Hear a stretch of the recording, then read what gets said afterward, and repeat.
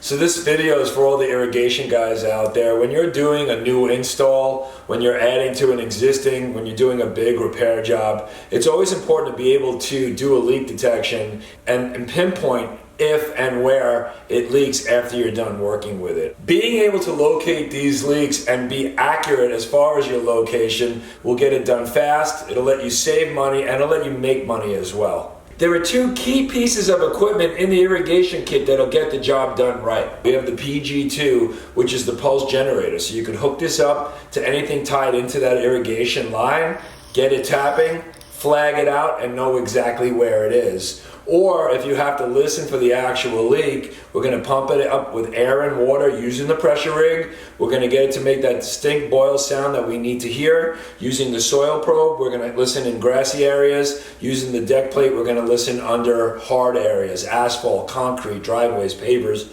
whatever it might be.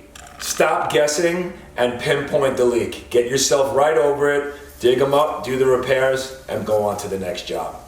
You can learn about the irrigation kit and all the equipment we make by visiting LeakTronics.com, and always check out our YouTube channel.